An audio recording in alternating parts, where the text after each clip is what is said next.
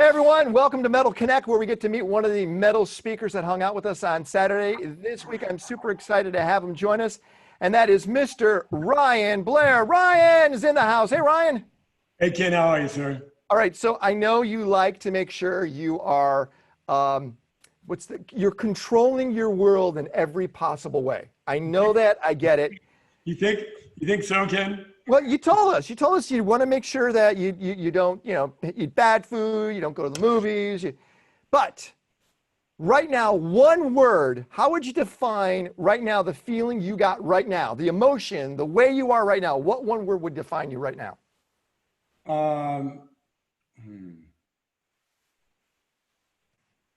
I think ready.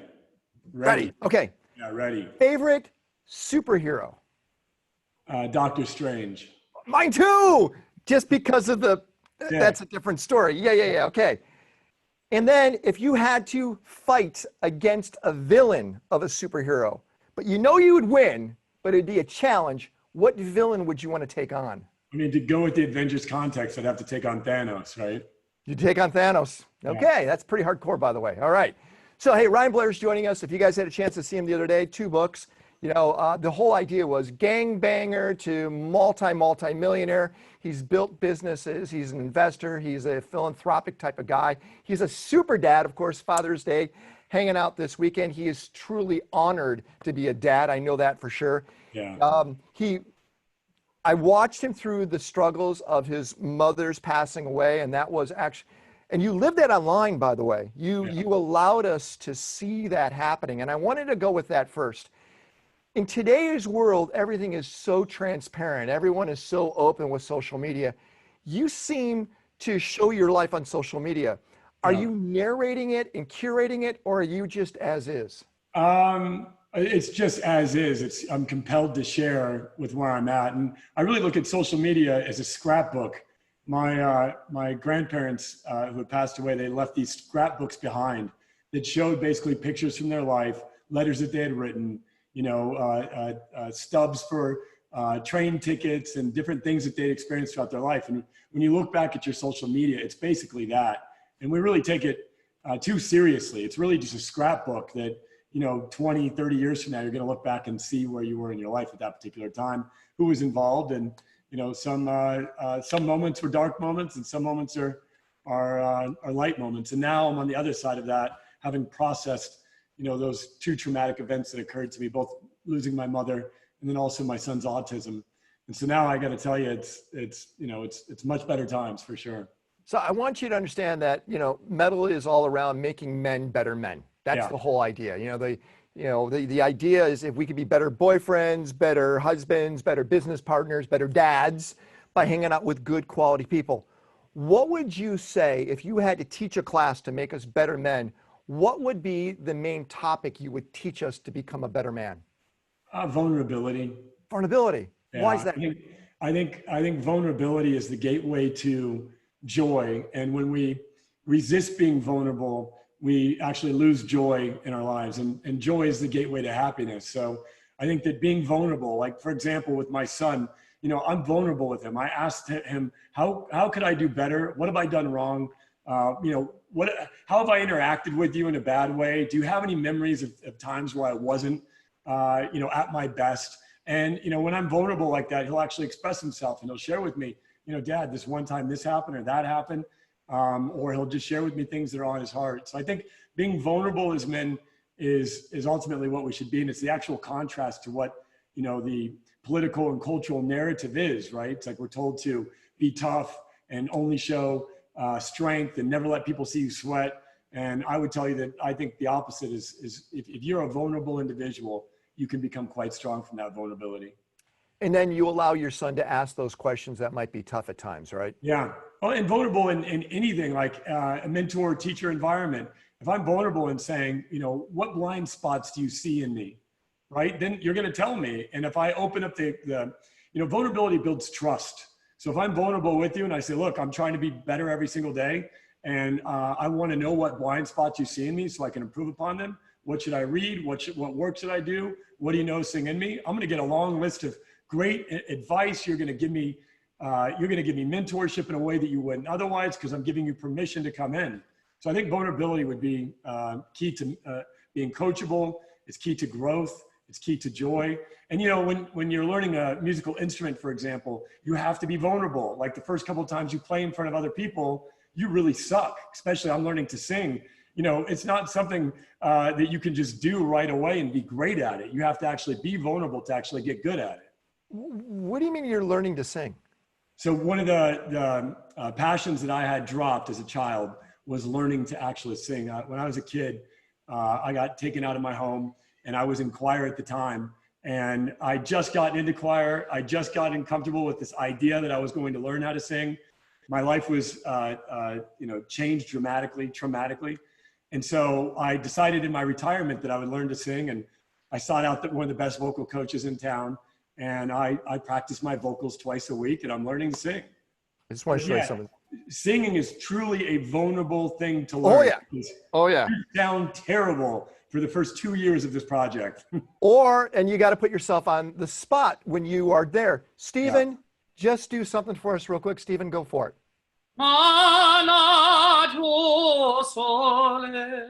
Beautiful. There you go. Yeah. Now, beautiful. Ryan, it's your turn. Yeah, I'm not there yet.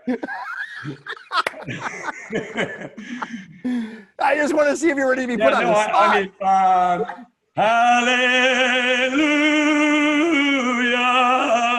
Yeah, there you go.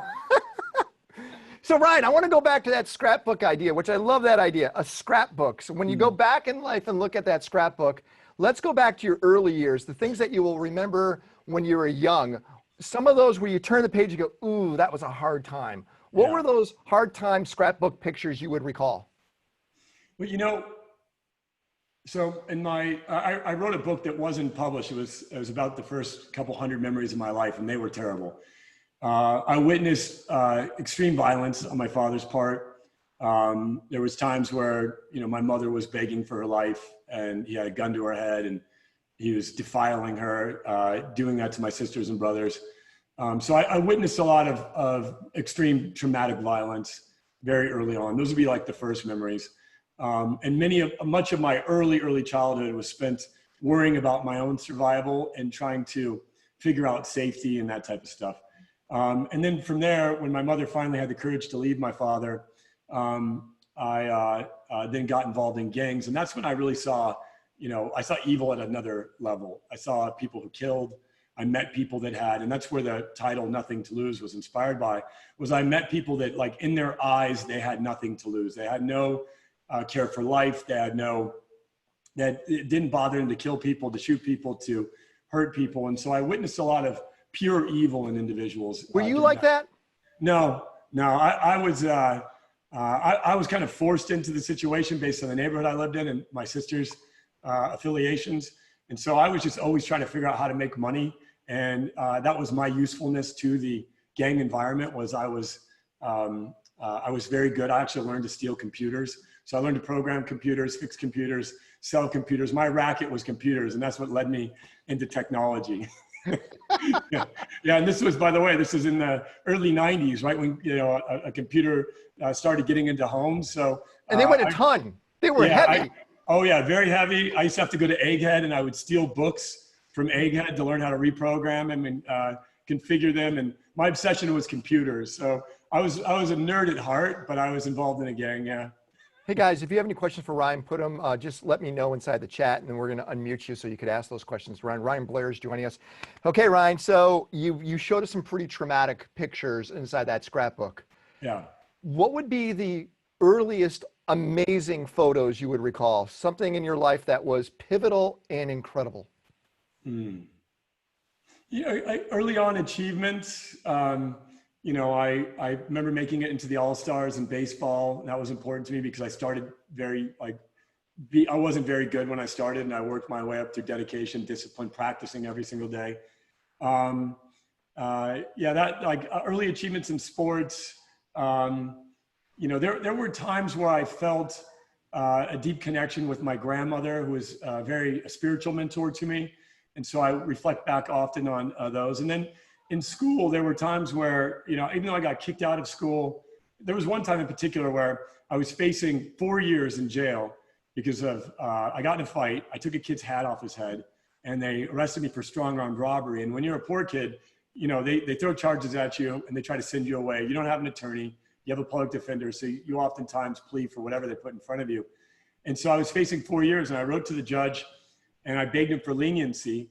And the judge told me, and I'll never forget this, he said, you should be a writer in college, not in prison. And he gave me leniency against the probation officer's desires, and they wanted me to go away. And for the first time I heard an adult male tell me I should go to college and I should be a writer. And that stuck with me. So that would be a really a pivotal moment for me. But then after that, by the grace of God, my mom found me a mentor. She started dating a real estate entrepreneur.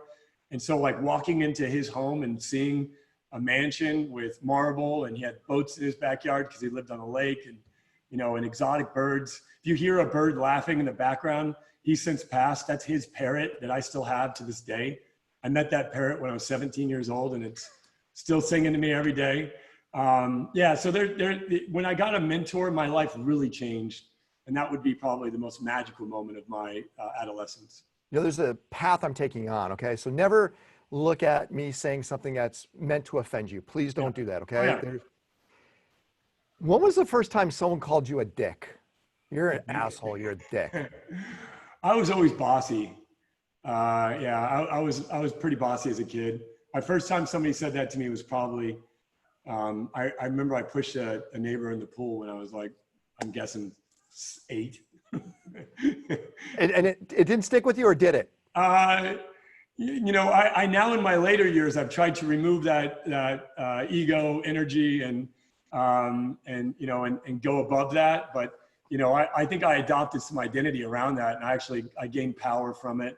And I was, you know, being that I was always in fights and always having to fight my way out of problems, you know, I was a fighter. So I think that after I took some time off and I really went to work on those energies and tried to ask myself, you know, what were the roots of those, and went to heal. When I lost my father 2 years ago, I went to try to heal a lot of those things that he had taught me and forgive him. And I went through a long process of forgiveness on that. So yeah, I was called a dick my whole life. And now I've probably broken from a lot of those tendencies. Yeah, but it's interesting. The reason why I'm bringing this up is I told people you're on. He goes, oh man, that guy's a dick. I go, really? When did you meet him? And they would say something that was a different lifetime for you. Yeah.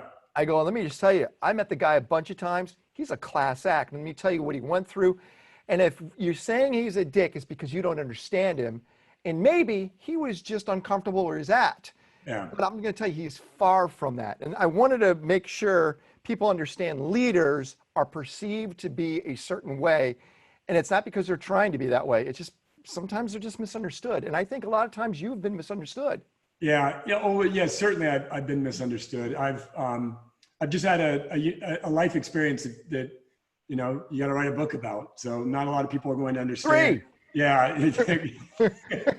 Yeah. You know, and I look back at the negative events of my life and the positive events of my life, and most of the negative events I now view as positive events. So, you know, it's all one thing, and that is for you to transform into a person who is operating from your highest self, right? So the negativity, people calling me a dick, the criticism, the stuff like that I hear, it just reminds me of who I am today. It's great, but I love that we're touched upon this. 2 weeks ago, we had Scott Painter join us. You know Scott? Yeah, for sure. What are you laughing at? What are you seeing? Oh, me? Oh yeah, I thought you were looking at something. You're laughing at something. No. Sorry, I was looking at you. Sorry. Scott Painter. You know Scott from True Car? Yeah. Scott did, and Scott's one of my closest friends. But Scott was on here. I go, Scott, what massive piece of advice can you give all of us entrepreneurs in the group? And he didn't give us business advice. He right away said, don't get married. I mean, really, because he's going after his third hardcore relationship. He got divorced one time, divorced second time, and now he's going to the third one, and he's going, how do I handle this one differently? What advice right now, we're going to go through other steps too, but advice right now, you're looking at an entrepreneur and they go, just one nugget of wisdom. What would it be? Energy management is time management. And so I would take caffeine. I would take any substance I could to try. I sold caffeine at Visalis. We were one of the largest sellers of caffeine-related products. So I was always trying to figure out how to dial in my energy. But now that I take a holistic approach to my energy management, both in terms of the food that I eat and then the routine, breath work, meditation, you know, I now am bringing a level of energy to the things that I do and a level of calmness and focus and concentration. And so if you really work on your energy system and bring the best energy you can and that's both body work and mind work, because energy comes from both. And that's something you had to learn over time to do this. Yeah. And it was actually after you sold Visalis, right? You learned this later. Yeah. I mean, I would be doing things, you know, calm down with alcohol and, you know, all kinds of things around energy, trying to figure out how to dial in this entrepreneurial existence. And I'd run myself to the ground. I would, you know, travel 200 plus days a year, meeting with our team members all around the world at Visalis, you know, running a multinational company. And I was just constantly on stage giving, and then I wouldn't receive, and I'd be exhausted. And so I had this, you know, duality between giving and receiving that was just not in balance. And so now really my focus is on energy management and on being able to be a person giving and receiving through the acts that I give. Yeah. Richard Burke, you say you had an aha moment just from that? No, it's a great concept. You know, it's well phrased there, that energy management is time management, and he was right there on it. Yeah, that's a game changer. It is. So as long as you're managing your energy, the time is actually your ally at the same time. And you get more time, and you have quality time, and you make quality decisions, and you deal with a lot of, you have to have a strategy around the mental energy. It's like when I see a negative now, I used to look at it and you know, I become emotional about the negative things. And now I look at it as an opportunity to grow. And so you have to have a strategy around dealing with negativity, because things break in businesses. Projects don't work out correctly. Things don't go as planned. You know, you launch an ad, it doesn't work. You hire a team member, they don't work out, or they're going through a life challenge, and that's reducing the ability for you to be effective. I mean, you're always dealing with emotional challenges, especially as we grow older as men. You know, we lose loved ones. You know, we just go through stuff like that. And so really having a strategy around energy management on the mental energy. You mentioned mentors. King James, you want to talk about mentors or have a question regarding mentors? Yeah, Ryan, great to meet you. Good evening, gentlemen. Just very impressed with how you're sharing your story and your journey and the revolutions that you've been through. Seems like you've had a major transformation, and that's really able to affect and inspire all of us, and I'm sure many people in the world. So it seems that having a mentor has been crucial for your life, for your experience, support, and involvement. How do you define and identify a great mentor? That's my first question. And secondly, how do you clarify the difference between a mentor for a specific learning or practice and skill and a mentor for life? That's great. So how a mentor is a piece of the puzzle that you need to take the next step. So I wanted to learn how to utilize this throat and to utilize my voice. And so I found a mentor, a vocal coach, that taught me a lot about that. And so this person is my mentor. And through learning vocals, I've learned that, you know, the fact that vocalization is a healing modality and utilizing your voice. I mean, Stephen, you're smiling because I know that you know this better than anybody. It's a thing that frees you. And so this individual is a new mentor that I sought out in my life because I had a specific task at hand. So anytime I have a skill that I want to build, I seek out a mentor for that. For example, when I wanted to write a book, I met one of John Wooden's dear friends, guy named the author, Don Yeager. And Don Yeager became my co-author. He taught me the book writing process. And so from that mentor, I learned how to write books and publish books. Mentors have been investors in my companies that have had technical backgrounds or backgrounds in business and experience that I needed in order to, say, take a company public or sell a company. And so I'm always seeking new mentors in my life constantly. And, you know, and there's a natural nature of the relationship that occurs. Some are like, all of them that really did great work in me are what I would consider lifelong mentors. Like, I will remember them forever.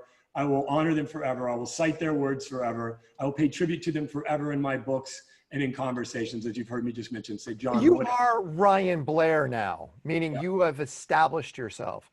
somebody that's new wants to get a mentor, what steps would you suggest? They're not at that level yet, but they want somebody. What do you do?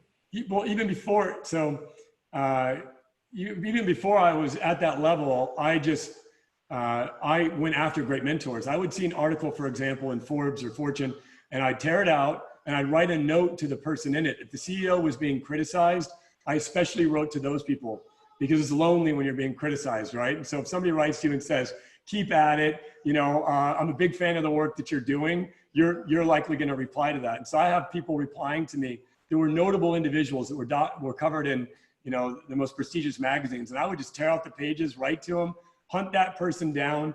I would network to the individual. I would go to charity events. And at the charity event, I'd try to figure out who was who and the donors. And then I go make my way over and figure out how to build connections. And then most importantly, I would give to the charities that the people that I was seeking connection with, I would give to those charities, but I would give my time. So I did a lot of work with Junior Achievement when I was just starting out.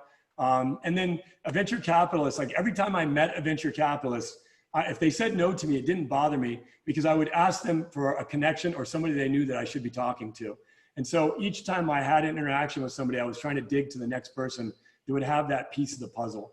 So, if I didn't have the aptitude to get funding at that particular time from that venture capitalist, I would take in all of their feedback and then I'd go find somebody parallel to them or somebody in a different niche in the capital markets that I could then work with. But I was just always constantly learning.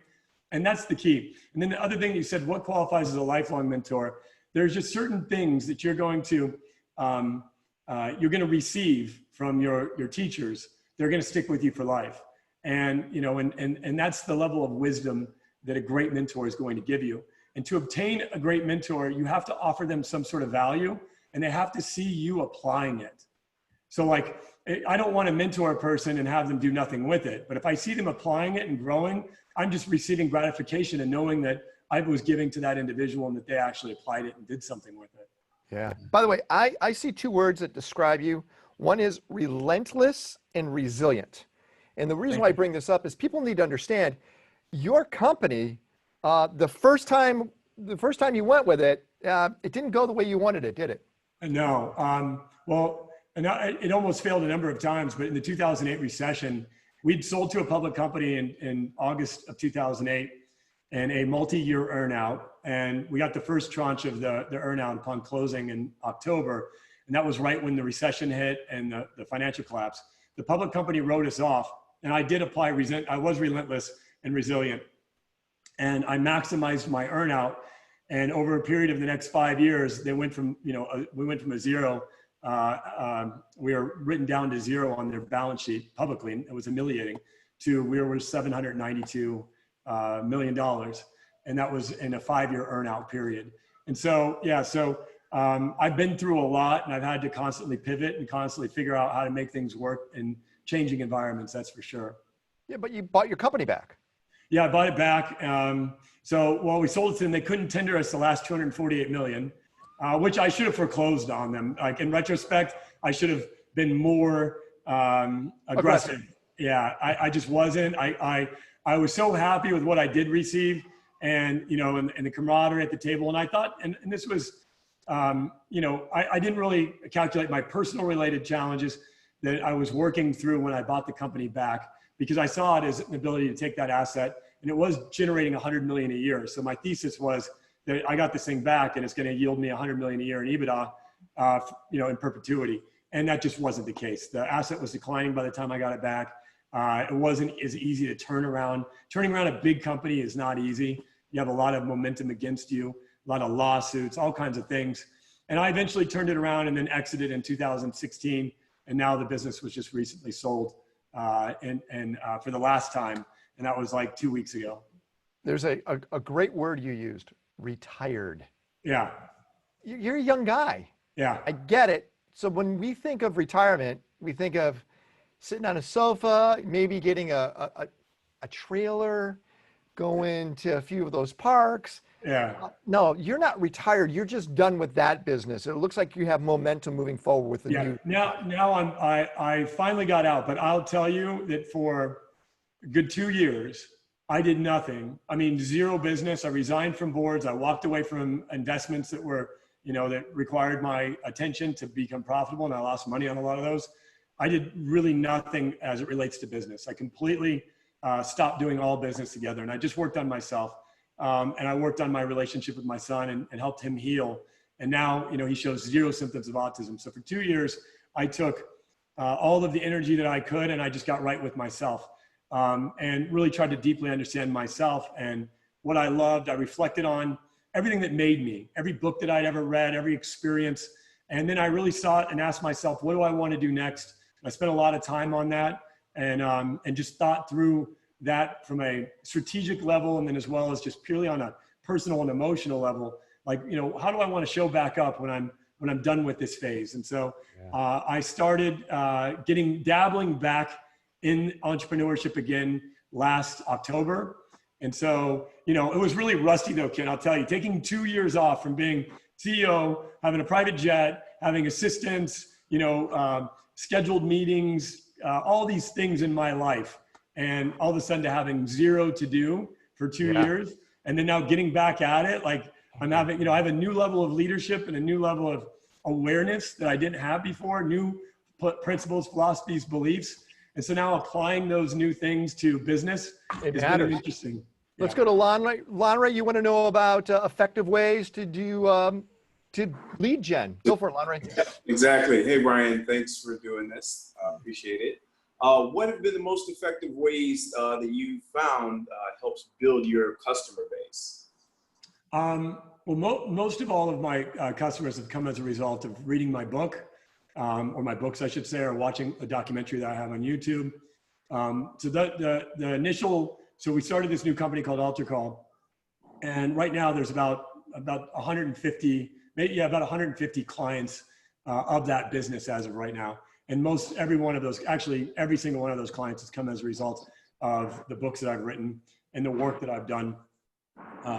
And really where we harvest those relationships is primarily through social media.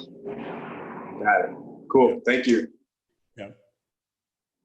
I think it's interesting because when you think of MLM, multi-level marketing, everyone has a bitter, like, oh God, that's the lowest form. What gave it a bad name? What really started this direction? Was it Amway? What was it? Well, so I've thought a lot about this because I elected not to get back into the industry. And one of the most expensive documents I've ever signed was a non-compete just yesterday. Actually, okay, good. Okay. It closed today. So I've officially made the decision that I'm not going to re-enter this particular marketplace. MLM requires you to lead people based on their production. And if I'm leading you based on your production, your ability to produce for me, then I'm driving you, I'm putting pressure on you, I'm utilizing tactics of leadership to try to convince you to produce so that you can make money and I can make money too. And anytime you have leadership based on production, you end up creating an environment that is less than ideal for a leadership, right? Because production-based leadership is not the highest level of leadership. Even in a traditional corporation, you don't want it to be production-based leadership. Like you want to be relationship-based leadership. You want to lead people based on, the vision of the company, of the desire to create something great, not based on your production. And MLM is production-based leadership. And it's also title-based leadership because MLM uses this Dungeons and Dragons ask like different titles, like you're the platinum, or you're the diamond, or you're the emerald, or you're the this. And so that's called title-based leadership. And so you're using both titles, which is ego, and production to really lead people. And that can become an exhausting kind of situation when you have massive, people on top of you to produce all the time. Well, I've seen especially many like in the travel industry, MLM, but they're focusing more outside the United States. Yeah. They'll go after markets where they sell the dream. Yeah. Well, that's selling opportunity. And if you're really to reverse engineer why MLM gets a bad rap, is selling opportunity, right? And when you sell opportunity to everyone, not everyone really should get involved in opportunity. Not everybody should be an entrepreneur. And so if I'm walking around trying to convince every human being to become an entrepreneur, I'm doing a disservice because a number of people, they don't have the right temperament for it, the right desire or ambition for it. and they don't have the right risk reward profile for entrepreneurship. And so by me selling them that they could be a great entrepreneur, it's actually a lie. Yeah, but you had quality products. If you go look at like Dave Asprey, who's part of Metal, Dave, hey, Bulletproof, he went to retail. He created a point of presence for the product and never did the MLM. Why wouldn't you have gone a retail direction or some type of CPG direction? When I bought the company, it was a direct selling company. So I bought into it in early 2005. It was only doing 20,000 a month in sales.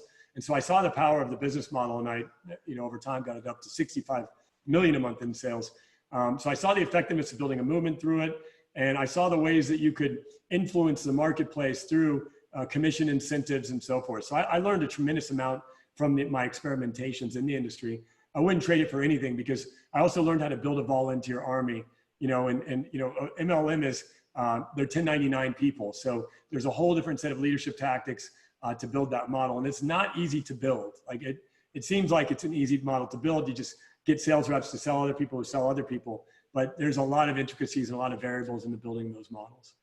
So when you look at, and I'm not trying to focus on MLM right now, but when you look at that market, it is successful. Like Amway's very successful. Amway does $1 billion a year in profit, 10 billion a year in sales. And I know people that love their product lines. They look at them saying, this is a great product line. So some have good names and some don't. Where is that fail point? Well, every one of the companies has a bad name with someone, because somebody bought from somebody that they got sold a bill of goods. The cumulative brand in the marketplace for Amway right now is positive, but for a long time it was very negative. And then in certain countries, people would tell you Amway's the worst thing that ever happened to that country. Most of the larger companies, they expand. Marketplaces drop, but they expand into new marketplaces. And as a result of that, they're able to continue to have growing sales. But generally speaking, it's a fad kind of business. And so each marketplace, you run into fads and you run into momentum. And if you do get momentum in the marketplace, it's normally it's no more than say 3-4 years until you have to re-engineer the marketplace and go somewhere else. Visalis survived over all of these years because of its Italian marketplace. It took off in Italy. And as a result of that, even though the US was no longer able to get traction, they actually changed the entire business model in the US. But in Italy, it still stuck to the old business model. And that was part of the reason why it worked. Harak, do you want to say something? I'm trying to unmute you. Do you want to vocalize something, Harak? There he is. Harak, what do you want to say? Yeah, I'm driving. Sorry. Hey, Ryan, I'm a fan. I've been following you on Instagram for I think like 2 or 3 years now. So thanks for being a part of this. I was just making a comment on the cannabis CBD side of things. MLMs have become like this really big thing, and Herbalife. I've been following Herbalife for quite some time, and they post these ridiculous profits and revenues. But then I watched this documentary on how they go after these, I guess, underserved communities, and they sell them the dream of becoming this incredible salesperson. And then they end up having to buy all of this stock and keep it in their garages and in their homes, and to stay a part of whatever sales level that they have to continue buying every single month or every single quarter. And they just end up going bankrupt just buying all these goods. And it's not indicative of the demand for Herbalife's product. It's more indicative of them selling the dream of becoming this top level salesman in a multi-billion-dollar corporation. I'm very familiar with Herbalife. My IP, I was about to go public, and my multiples were comped because my EBITDA was as a percentage higher than Herbalife. So they were trading at like 17 times EBITDA. And then that documentary came out, Bill Ackman attacked them, and my IPO got basically canned. My valuation went from $1.5 billion to $500 million because of Bill Ackman. And that's why I ended up completing the buyout and doing the sale. But I'm very familiar with them. I was like the anti-Herbalife model, where they were selling opportunity. I was selling customer acquisition. So I had a very strong customer acquisition business model. And basically, if you got 3 people to join you on your challenge, we were the Body by Vi 90-day challenge, we gave you your product for free. And so we were just trying to teach people how to get their product for free. And then when we did lose our way was when money started rolling and people got very rich, and they got rich quickly. And when that happened, people then started marketing their mansions, their Ferraris, like we're trained to do on social media. Men were always flaunting our egos out there. And so, you give a young man a whole bunch of money and next thing you know, he's going to buy a bunch of things to make himself feel cool. And so I had hundreds of men around the world and women that were doing just that. And so that's when we lost our way, was when it became about the money. But don't you see that a lot of guys? Let me use somebody I know, Grant Cardone, right? Yeah. You see Grant just flash it like crazy, and he's selling a dream. Yeah. And that once they start doing that, something's broken. Yeah. Do you agree with that? I agree with that 100%. When you have a lot of, like, I've come to the place now where I don't want people to know how much money I have. I prefer for everybody to think I'm poor. Well, we know that's not true. Okay, it's pretty obvious. Well, truthfully, the more you flaunt it, the more that you have people like, when I was a VC, everybody in the world is trying to hit you for their money. It's like, you don't know who your real friends are, and people are willing to take it from you and steal from you. And like, it's a tough sport to be in when you're when you're basically handing out checks to people. There's a lot of unscrupulous people out there. Yeah. By the way, again, Ryan Blair's joining us. If you have a question, put it right inside the chat. Hey, Ryan, let's talk about when you exited. You just did it. We have a couple of guys in the group that have done huge exits. And a few of them are going through relationship issues, so they can't even spend their money yet because all of a sudden that shows up on the radar. Yeah. Tell us about, first, have you gone through a divorce? I know you. Yeah, I did. Yeah, I did. Was it pretty serious? Was it tough? Yeah, I went through a custody battle and a divorce, public custody battle. She told a lot of lies to the media. I got a restraining order put against me. That was one of the hardest things. Talk about breaking your ego. I was accused of all kinds of terrible things that I didn't do, and it was all in the context of custody. I go show up to a judge, which thank goodness the judge heard my side of it and realized that that it wasn't the truth, and I have my son back. But I wasn't allowed to see my son for a good 5-6 months. Well, yeah, and that was tough. So I've been through it all. I got to tell you, I'm on the other end of it. My relationship with her is fantastic. I no longer react to her. I now respond. I don't allow it to get underneath me. Because having lost my son for 5 months, I now realize nothing is worth that. And so, I no longer even allow it to emotionally affect me, even when she tries to. But yeah, that's powerful. You're saying it doesn't. You guys are actually friends. You're cooperative. Yeah. Was that a change in her, or was that a change in you? It's a change in you. You have to. If you want to change an individual, and I'll just give you. Believe me, I spent a lot of money on this problem, and a lot of hours thinking about this. So, an individual that you're in a relationship with has created a predictability in your patterns and your behavior, and they know how to push your buttons. They know, even on a subconscious level, how to get something out of you. And so by them attacking you, antagonizing you, insulting you, being late, whatever it is that gets underneath your underneath your skin, they have calculated that either subconsciously or consciously. And so the only way you're going to change that behavior is if you change the way you react, and you no longer react and you just respond. So for example, I'll just tell you an example. My ex found out that I was dating somebody and she didn't like it because they knew each other. She said that I was pathetic, that this, that, and the other, and said mean, terrible things. Now, the old me would have said, how dare you say that? I pay for your house. I bought you this beautiful lifestyle. I'm not pathetic, you're pathetic, right? The old me would have gone there. The new me was like, you know what? I am often pathetic. I'm sorry that this offended you. I could see your perspective. I'm sure it would have offended me too if it were similar. Please forgive me. I didn't mean to insult you. And I'll never forget when I actually replied to her with that. She was like, you're a different person. And she no longer uses those negative terms to try to invoke a response out of me, because I no longer react. I just simply respond. And then the highest level is not to respond, but to be proactive. So now I try not to wait till she attacks me for something. I try to be proactive and bring whatever it is I need to bring to her attention in advance of her wanting to get attention for it. It sounds like you read one of our Metal members' books, and that's Never Split the Difference, Chris Voss.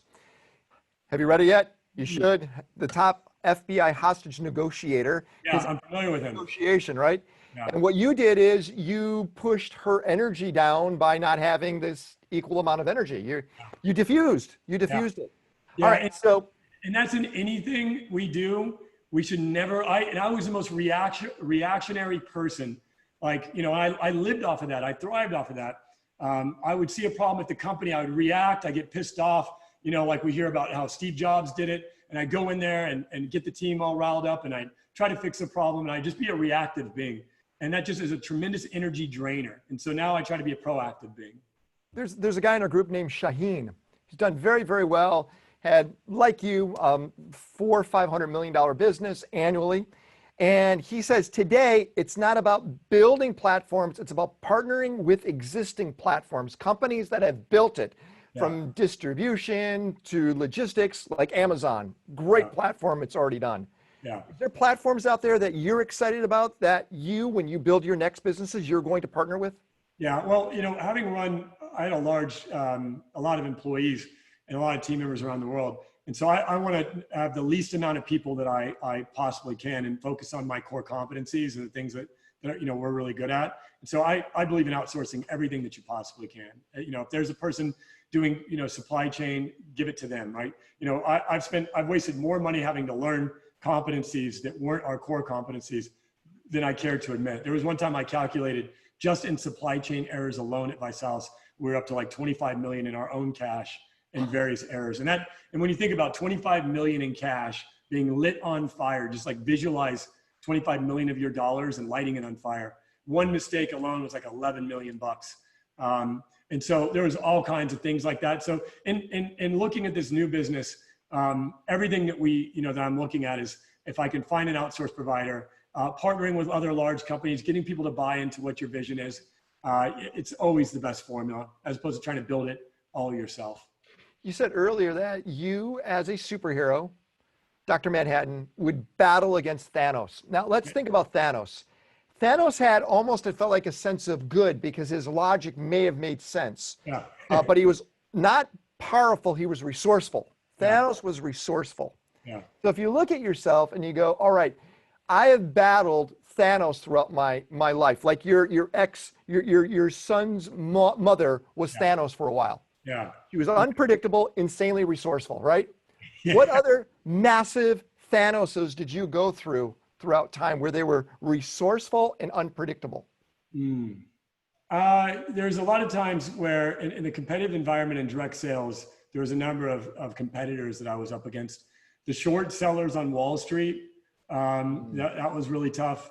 You know, they were in my trash cans because since we were bought by a publicly traded company, our stock then became the driver of that company's equity. So the company that bought us went from like a market cap of 100 million to 800 million based on the profits of my company.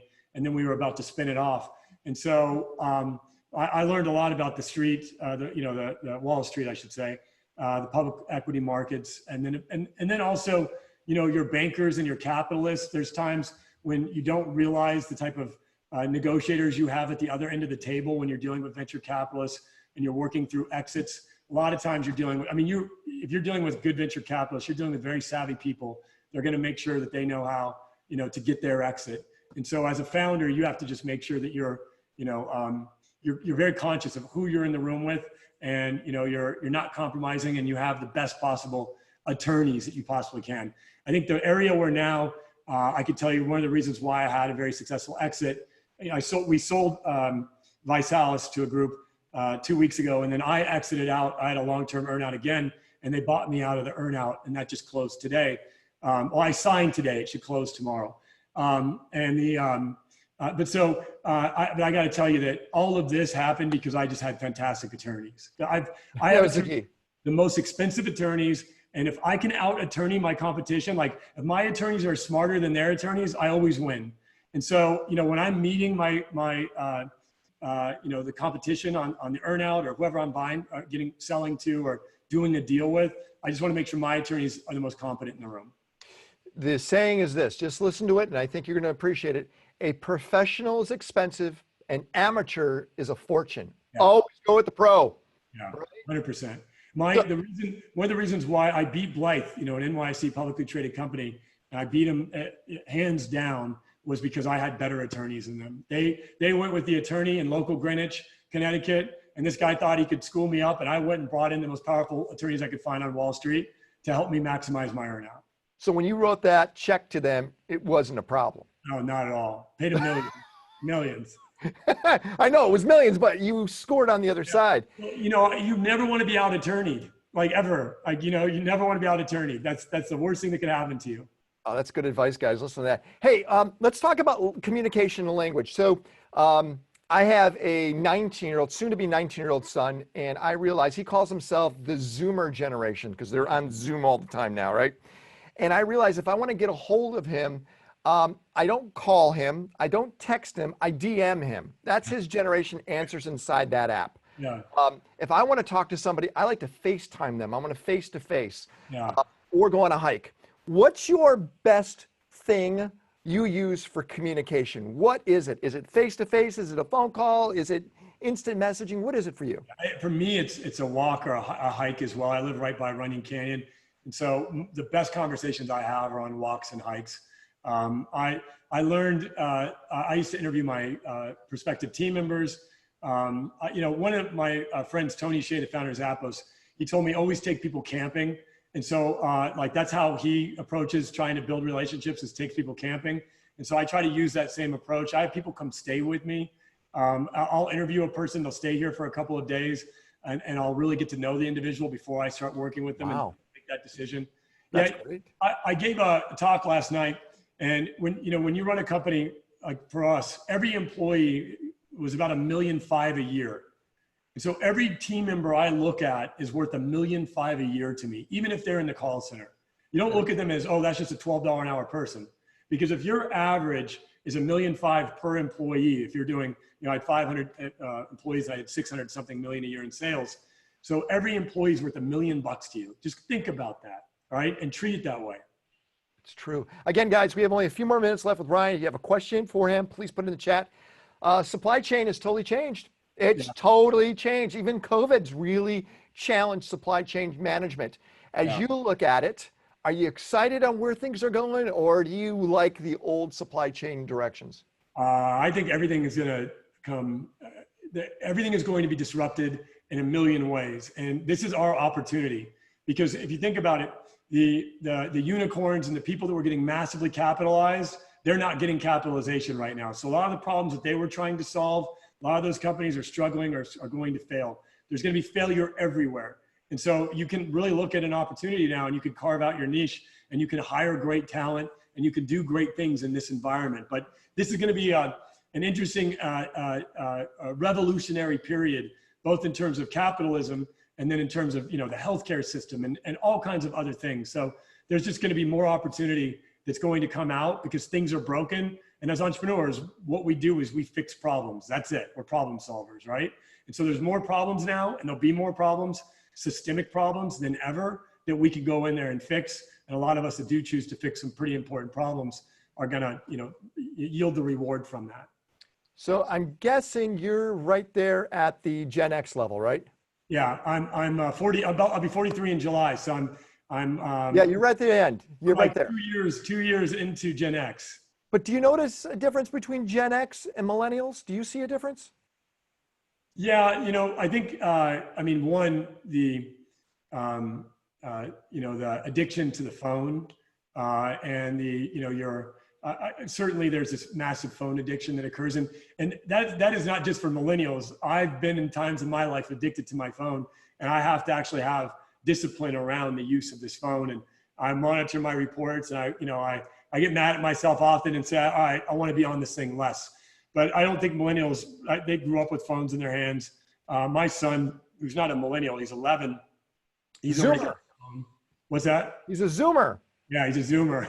Yeah, he's already got a phone. But yeah, so I think that a core difference is their use of technology and, you know, and their desire to connect in a distributed way. Like I have a desire to connect like we're doing now, or in person even better. And I see millennials don't have necessarily that same desire for physical connection. It's almost like their EQ is different. High IQs, but EQ is actually not as developed as somebody like you. Yeah. Yeah. I had to do, you know, I had to do a lot of my early business career, you know, on face-to-face and making telephone calls. We didn't have, we weren't texting each other or you know, we had beepers back then, but you didn't give those things out to random people. Beepers. Right? Yeah. Hey, our attorneys still have fax machines, which still blows my mind. They're the only ones that buy fax machines. Yeah. Hey, let's go to let me go to our Stephen. Stephen, let me unmute you there. By the way, hey, Stephen, tell him why you can sing so well, Stephen. Tell Ryan why your voice works so well. I sing for the LA Opera. Oh, beautiful. Right.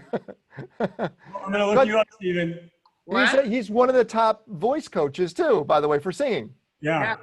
I'd love to talk to you about your voice if you're ever open. I'd love to. I'd love to learn your talents there and your skills. I'd love to hear more. Well, we're actually neighbors. I just live up the street from you. Oh, you do? Oh, that's perfect. Ken, if you can connect us. I will connect you guys. What's your question, Stephen? So my question is you know, now that you're retired, do you have like a pet project, end sex trafficking? You know, help with I mean, because I always wonder, like, what do people do with all of their money and all of their time when they have nothing else to do? Yeah. Well, you know, the business that I've started now is it's started as a hobby, I would say, in that, you know, I have about a team of 5 or 6 people working on it now full time, and I know that's to me that's more like of a hobby rather than I think I'm up to like 6 full-time people. And so it starts as a hobby, but it's growing on me, and I'm doing more. That's $6 million. Yeah. Just to say, it's not a hobby anymore. Yeah, it's no longer a hobby in that, you know, before I was doing these transformational experiences, and it was, you know, I could do one, you know, every quarter, and I felt good because I was connecting. But what I love to do the most is I love to, you know, genuinely help people and mentor people. And so, you know, now I'm starting to ask myself, how can you do this at scale? And I'm looking at different technologies, but it's not like I like to focus all of my energy on one thing and then figuring out how to, through that thing, to achieve my philanthropic objectives and to achieve the change that I want to achieve. So I look at the company first, and then I say to myself, like, for example, how can our company donate to different organizations? How can it partner with different organizations? But the one thing that I'm looking at heavy, because I do deal with a lot of adults that have traumatic experience and they're suffering from trauma. And I've been looking into the addiction marketplace. And so philanthropically, I'm looking at helping children that are suffering from addiction. Oh, that's powerful. Yeah, and working on that particular problem, because I know what it's like. I had drug addicts as parents. I certainly did my fair amount of experimentation with drugs. And so I know the pain that addiction and drugs can have on a family. And so my goal is to try to see what I can do to fix that problem or help fix that problem. Since you have a Zoomer as a son, and Zoom and being anywhere we can live in this world now, why are you still in LA, or are you looking at somewhere else to start spending some time? So I have a cabin in northern Arizona that it's in the middle of nowhere, off the grid, that I take trips out to get away. And I live up in the Hollywood Hills, and I don't really leave this area too much. So like I'm only in LA maybe 10 minutes a week. For the rest of the time, I'm just looking out at these beautiful hills, and I don't feel the LA traffic or any of the things to do with LA. I hear birds every morning, coyotes in my backyard. I'm kind of I'm in the city, but I'm not. I'm in the city, but not of the city, as they say. I appreciate it. Okay, last couple of questions, and that is your stupidest purchase ever with all the money you have. Stupidest purchase ever. There's a lot of times where I made investment decisions, like 20 minutes into a conversation that was hundreds of thousands of dollars that I'll never see again. Well, that's SoftBank and WeWork, so that's happened even now, right? Yeah, but what would be something you bought, you go, God, I can't believe I bought this, so stupid? At one point I had 4 houses all on the same street. and I was like, why do I need all, I woke up one day and I was like, I have all of this pain. I've got all, people in these houses that I want out. I got all this nightmare. So one point I had 4 houses. I think the most egotistical purchase I ever made was a Challenger jet. And it was a beautiful plane, but I never really used it. I just wanted to say I had a plane. And I used it a few times. And then like one trip back from Aruba, it was like was a total of like 45,000 in gas to go from and I was like, I could have bought a first class ticket and like met some people and like had some communication. Instead, I was trapped in a missile by myself for 6 hours, 7 hours, and a $45,000 worth of gas. And I was like, this is just stupid. All right, last thing. Where exactly is the free throw line, and can you do it in one shot? Yeah, well, I'm probably sitting on the free throw line right now. Can you do it? Can you do it? Yeah. Can you make it? Come on, grab a basket. Yeah, let's see. Let's see. Yeah, let's see. Come on. There you go. Get a ball. Hi, guys. Can you see me, Ken? Yep, we got you. Yeah! That was awesome. Ryan, Blair, thank you so much for hanging out with us. And you know, we hike every single Sunday. We're the longest running hiking group in California. I'm gonna come on one of these hikes, Ken. I love hiking. I'm gonna bug you about it. Ryan, thanks a lot for sharing your wisdom and knowledge. Everyone unmute yourself and thank Ryan. Come on, guys. Everyone Thanks, unmute Ryan. themselves. Thank you, Ryan. Thanks, Ryan. Thank you, Appreciate Ryan. you. Bye, everyone. Talk to y'all later. Bye, everyone. Bye.